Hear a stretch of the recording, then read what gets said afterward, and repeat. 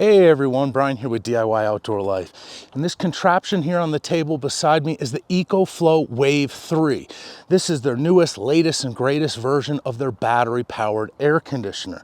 Now, I loved my Wave 2, and I've been using this Wave 3 a lot. I've been using it regularly on a cross-country road trip for off-grid air conditioning on my camper. So I want to give you a good review of this today, talk about the improvements from the Wave 2 to the Wave 3, but most importantly, if you'll bear with me, I want to spend some time on some basic HVAC science, heating, ventilation, and air conditioning, because that's the most important stuff.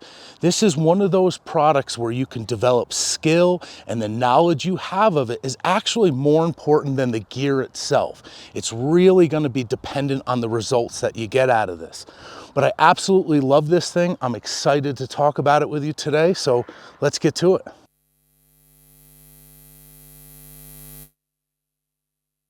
So there's a lot to cover with this unit. So I'm going to put a couple quick things on the screen, try to move through some of the specs that you can find anywhere, so we have enough time to talk about the review, the pros and cons, and that HVAC science that we were talking about. So the size and the weight and all that fancy stuff I will put on the screen.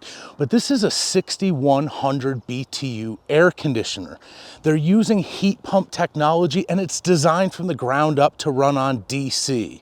What they're trying to accomplish here is to make it as easy and inexpensive as possible to run off-grid air conditioning for small spaces. That's a very, very challenging task. And anyone who's tried to do that before knows how much money you can try to throw at that problem. So they really threaded the needle here and did a good job. We don't have to do a deep dive on what heat pump technology is. What I want you to know is that it's a more sophisticated, expensive piece of gear, and they build it in an all-in-one setup. There's not an inside unit and an outside unit like a lot of mini splits or heat pumps. But by using that heat pump technology, you can get more cooling for less power consumption. And that's going to be the name of the game, because we're trying to run this on batteries. And batteries and solar can get really, really expensive. So the fact that it runs on DC, a number of years ago, I made a big deal of this because it was brand new. Now there's several different air conditioners designed to run on DC. But that means we can hook it up to one of the EcoFlow Wave 3 batteries. It's backwards compatible with a Wave 2 battery as well, or it'll plug into those EcoFlow Delta power stations and run directly DC to DC. You see, if you buy a normal air conditioner, a window shaker, or one of those portable units with the ducts that go through the window, there's some incredibly good air conditioners on the market. But the fact that they run on 120 alternating current, a normal household plug, means you either need a power station or an inverter. They're going to cost you extra money. And that inversion from DC to AC can waste as much as 20% or more. So you would need a 20% bigger battery. You need 20%, at least 20% more solar, just to make up for the waste of running a normal air conditioner off grid. That's the key here. That's what they're doing. Most efficient technology designed to run on the DC power we get from batteries and solar. So if you're interested in an air conditioner that can keep up with the heat demands in our camper, RV, rooftop tent, a van, this is the device that's designed to do that. So let's talk about some of the upgrades from the Wave 2 to the Wave 3. The Wave 3 is 6,100 BTUs. We'll talk about what that means in a little while. The Wave 2 was 5,100. So you have 20% more cooling capability. It can cool faster, it can cool bigger spaces. And somehow they managed to do that and get the same run times off of the battery. So they're giving you more cooling with less power consumption. And even if the run times are the same, you're getting more for the same consumption off the battery. That in and of itself is enough for an upgrade. But they packed a bunch of other features in here as well. The Wave 3 now has a dehumidification mode. So I'm camping out here in the southwest of the US. That's not that big a deal. But on the East Coast, humidity and condensation is a huge problem for us. You know, the water runs down the sides of the camper. It can lead to mildew. So now you have a battery-powered dehumidifier. You might not be cold or warm or want to change the temperature, but dropping that humidity is a big deal. Now they've also packed a feature into this that I really like. I just don't like what they called it. They call it pet safe mode. The system can go in standby, where it consumes very little to no battery consumption. But if it reaches a certain set temperature, it comes on automatically and starts to cool. This is a great feature to have. I'm just not so excited about calling it pet safe mode. I don't want to encourage you to lock your dog in a car or van or something like that during the heat of the day and rely on some battery reserve to kind of save you. We don't want to cook our pets here. So it's a great feature, but use it with caution. Now, in addition to a lot of those upgrades on the system itself, they also have a Wave 3 battery. Now, the Wave 3 battery is lithium iron phosphate, so it's good for 4,000 cycles, where the Wave 2 battery and the NMC chemistry was good for about 800 cycles. So even if you install this in like a cabin or something that you're using it regularly, you don't have to worry about wearing out the battery. That's a nice upgrade. The Wave 3 battery also has an XT60 connector on it. It has a solar charge controller built in. So with the Wave 2, you had to connect the battery to the system and plug solar in if you wanted to charge it back that way. The Wave 3 battery will accept that solar directly. That's a great convenience that I can put the Wave 3 away or leave it where it's set up and move just the battery to where the sun is shining during the day to get that recharge. That's an excellent, excellent upgrade for that. But the Wave 3 is backwards compatible. It still works with my Wave 2 battery, and it will connect directly to any of those Delta power stations or the bigger EcoFlow power stations that have the expansion battery port. So it'll run this air conditioner directly off that power station without wasting by going through the inverter. It can draw through that directly. So there's a bunch of other cool features here as well. There's some upgrades to the app. But my favorite upgrades, besides the things that we've included, are the design upgrades for this system. The Wave 3 comes with insulated ductwork with that little refracting inside aluminum. They kind of nest together for storage. They open up to give you a good length, but insulated ductwork here is a big deal. Anyone who's dialed in either the Wave 2 or any of the other off-grid air conditioners on the market, you guys know I've worked with Zero Breeze as well, you know that getting a cheap insulated duct cover, I'll put a link to this, it just velcros on. It's the cheapest way to boost your performance because you don't want that energy that's going into cooling or heating to be transferred through thin plastic ductwork. So I will still double insulate this ductwork because it's, you know, it's fast and easy, but that is a huge upgrade to give you a much higher quality duct for this. Now, my favorite setup, the Wave 3 gives you a return air duct for the front of this. This is a big, big deal. Let me tell you what I'm talking about. If you have a Wave 2 or one of the other systems on the market, there was a major design flaw. So you can install this unit inside your camper and connect the two hoses to the outside for that ventilation. But if you install this outside your camper, like I do, I have a tiny camper, I don't want it inside, I can now connect both ducts to the inside. With the Wave 2, you could only connect the supply air to the inside.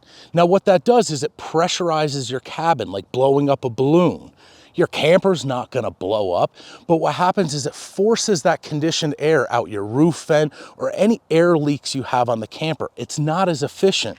With the return air, you're now supplying and drawing air out of the camper.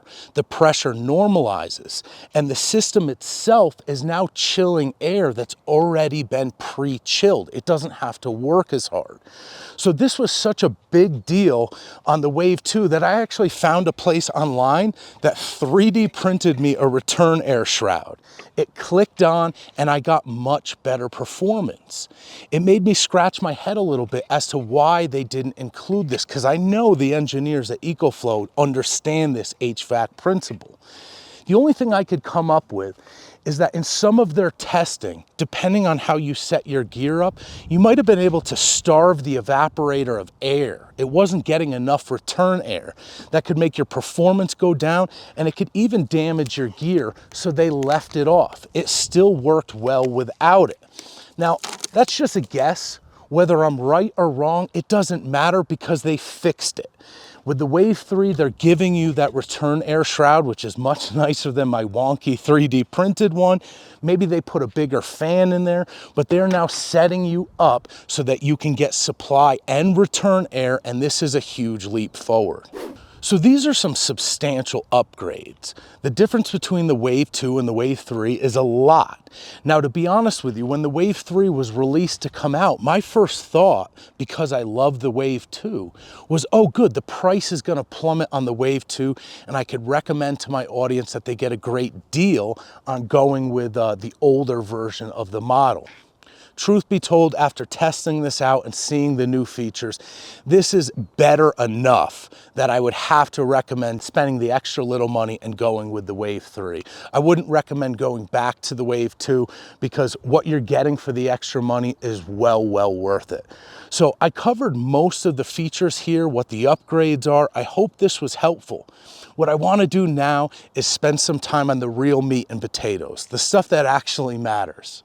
I know a bunch of people are gonna sit on the beach for their YouTube videos with sunglasses and play music, and their videos are gonna get 1 million views, and mine is not. But I know that if I skip over this stuff, I really wouldn't be doing this topic justice, and I know a lot of you guys who tune in really wanna learn about the stuff that I'm gonna include now. So this is the more important stuff. Let's get to this. So as I've mentioned a few times, this system is 6,100 BTUs of cooling. It actually has more BTU capability for heating, but I want to address the heating situation first.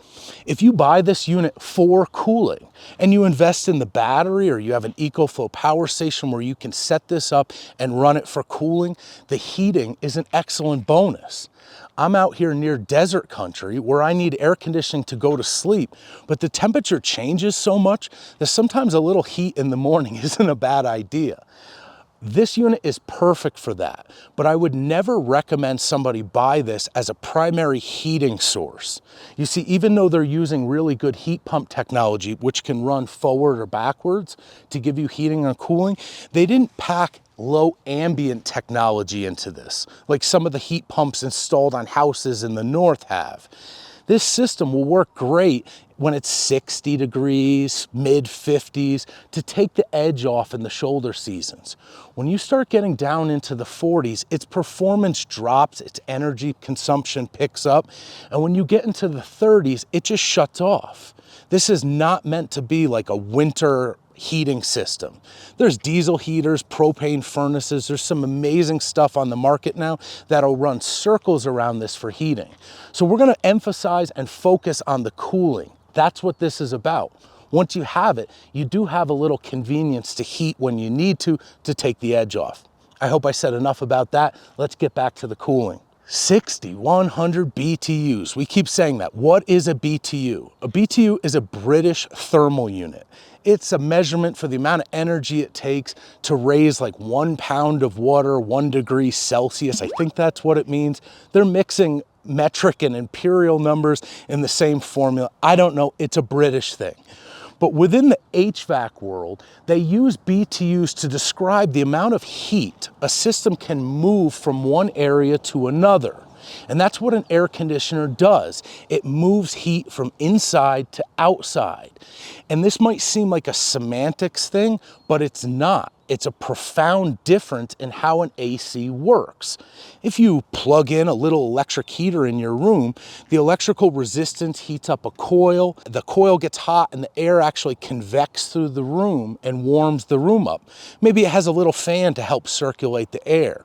But every air conditioner you've ever seen has to have some connection to the outside, like a window shaker hanging in your bedroom or one of those systems on the floor with the tube that goes to the window.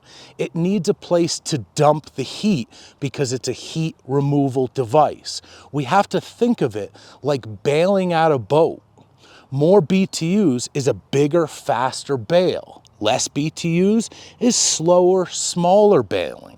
But with this analogy, what's the most important part of this equation? It's actually how fast the boat is leaking.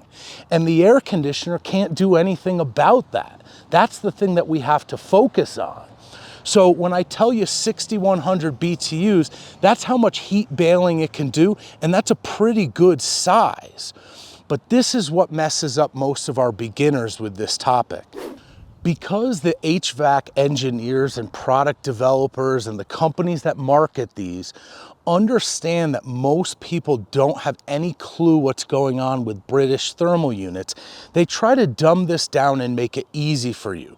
You go shopping for a window air conditioner, it'll say 5,000 BTUs, cools 150 square feet, or 8,000 BTUs, cools 300 square feet, or whatever it is.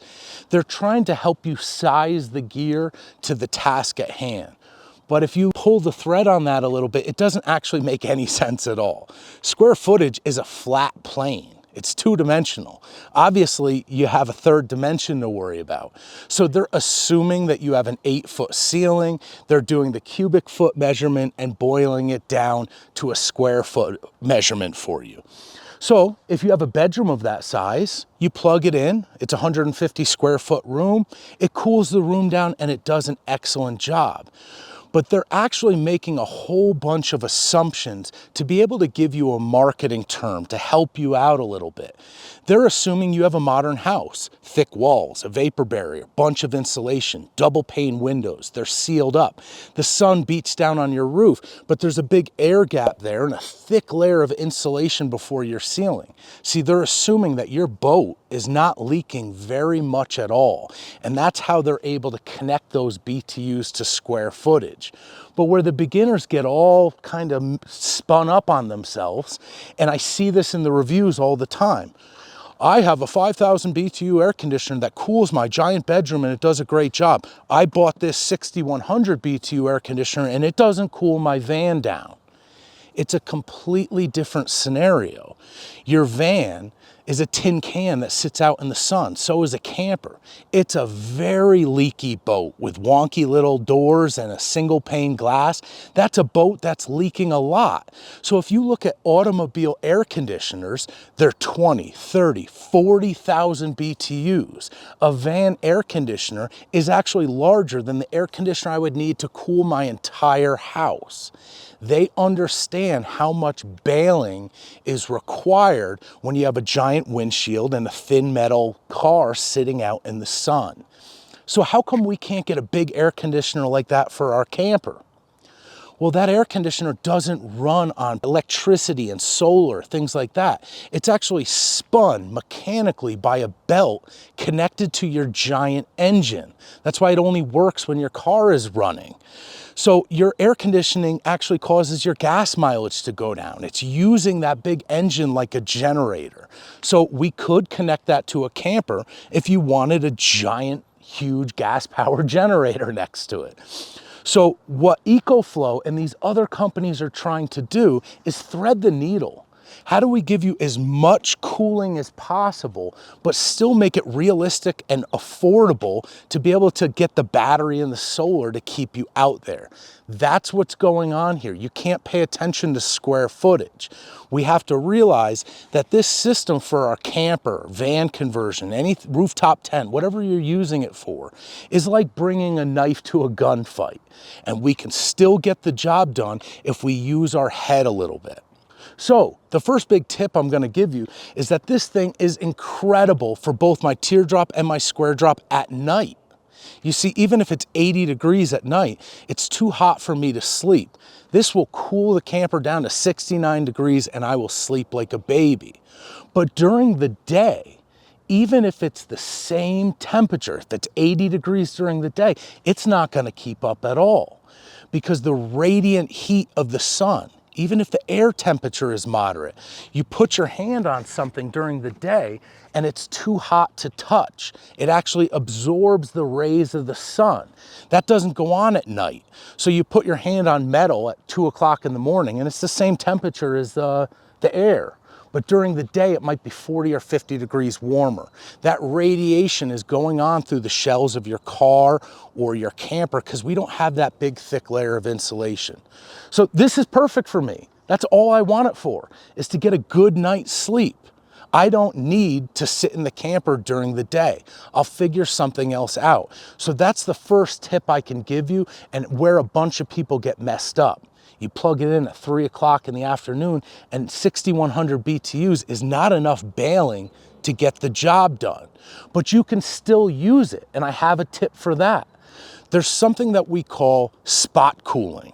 When the circulating cool air is blowing on you directly, it cools you down instead of the space.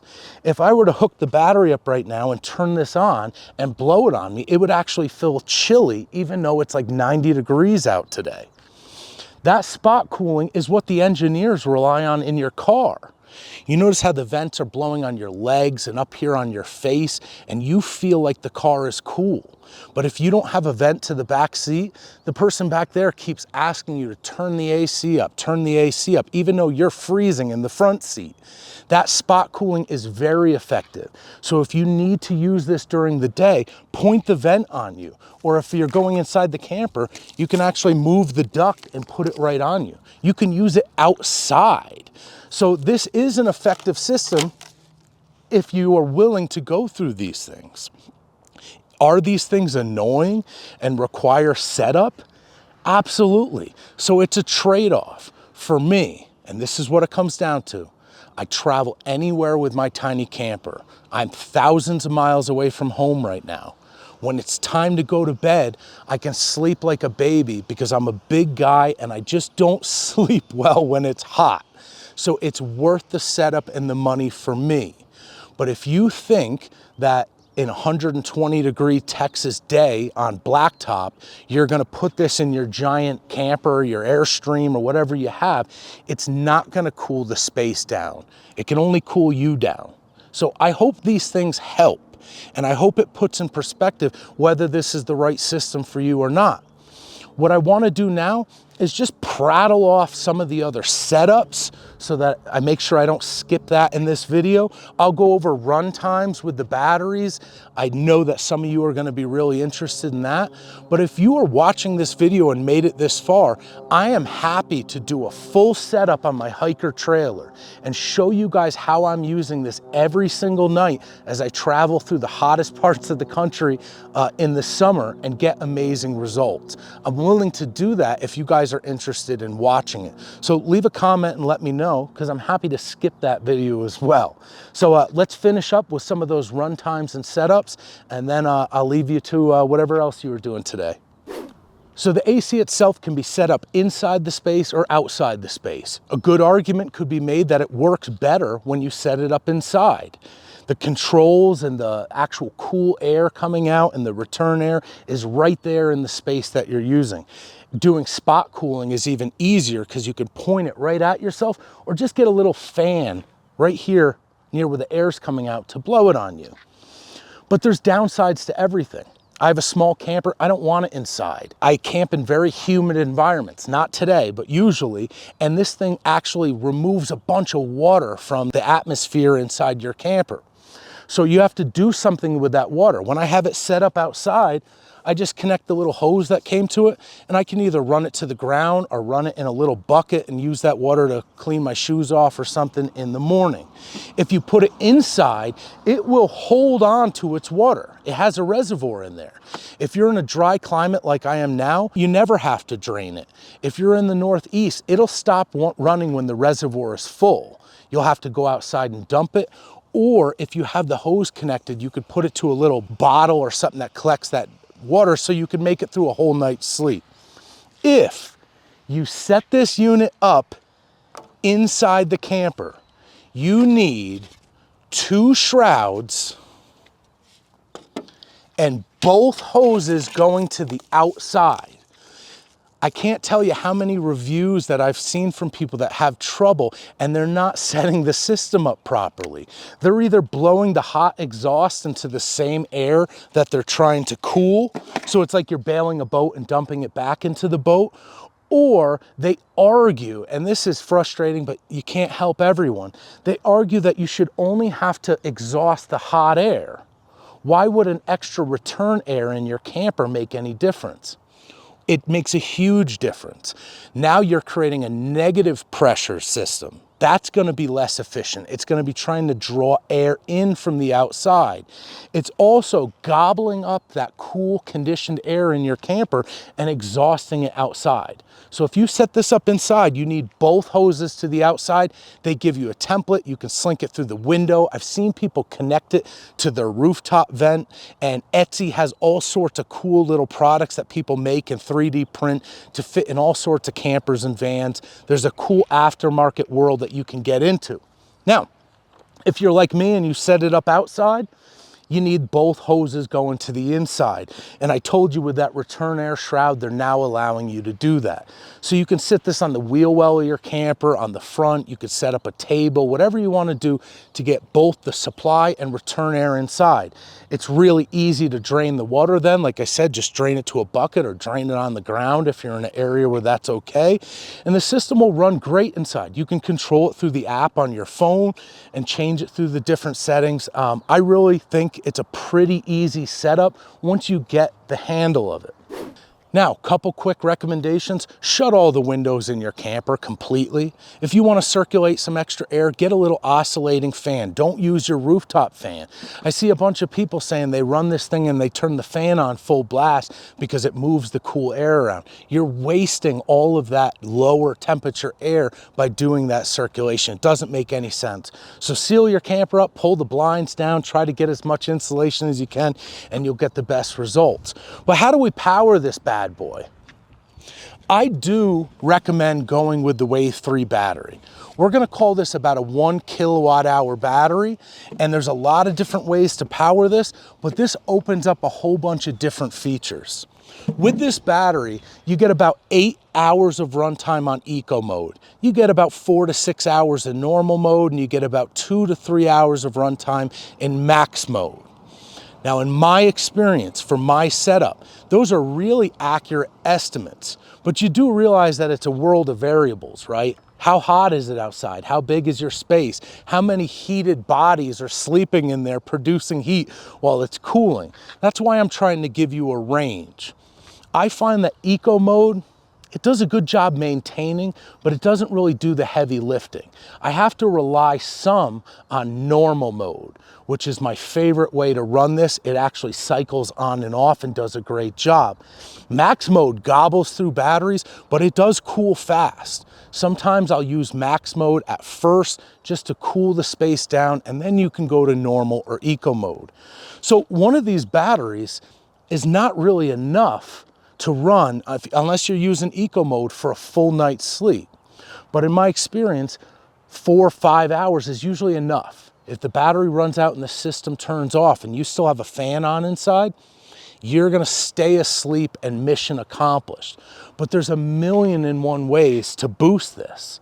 Keep in mind, I told you it has a 400-watt solar charge controller. So you can charge this back up during the day without needing any other fancy gear. You can plug a 400-watt solar panel with higher voltage or a couple smaller panels in series directly into this battery. If you're doing spot cooling, you can actually charge and use it at the same time. If the sun is really shining bright, you can actually get more juice into the battery than the system is using if you're just blowing it on you on eco mode. That's really cool. I'm using the sun to actually cool myself down. I'm just kind of into that. But that same port accepts a car charger, and this is where the magic happens. I can, keep in mind, the system clicks together, it sits on it and locks in, and they give you this small little plug that links them together. I think you know that. But with this hooked up, I can plug a car charger into it, get about 100 watts into the battery. Now, even in normal mode, I can easily get 7 or 8 hours because it's charging while I'm using it. So I'll show you this in a follow-up video, but you can plug this into your camper. Now, my camper has a nice large 200 amp hour lithium iron phosphate battery. It actually borrows some energy from the camper, some energy from the battery, and it runs all night. The next day, the solar on my camper charges everything back up. I can even leave it hooked up to the car charger. because I have enough solar on my camper actually helps run it at night and charges the battery back up during the day. This is a really, really cool way to get the two of them to work together. And in that case, you'll only need one of these Wave 3 batteries. But if you have, let's say, a Delta 2 Max, let's do the math. Delta 2 Max is 2 kilowatt hours. So instead of 8 hours on eco mode, you get 16 hours on eco mode. I have a Delta 2 Max expansion battery. That means the system's 4,000 watt hours. So now you're talking about at least 32 hours on eco mode, and all of the other respective numbers go up a lot too. This is how you reach that total autonomy. I have plenty enough time to charge back up with solar, because with my Delta 2 Max, I could run this thing for a very long period of time, multiple nights without having to recharge. I have an alternator charger, so 2.5 hours of driving, and I can top this battery back off. I could top off a Delta 2 Max, and on a long road trip have air conditioning every night without ever having to run a generator or plug in. You understand why this video takes so long? There's 1,000,001 features here. So I'm gonna wrap it up here. But if you're interested, please let me know, because I'm happy to show you all of the hacks that I use. I've been out for a couple weeks now. I got a couple more weeks ahead of me, completely off grid. My camper's 69 degrees.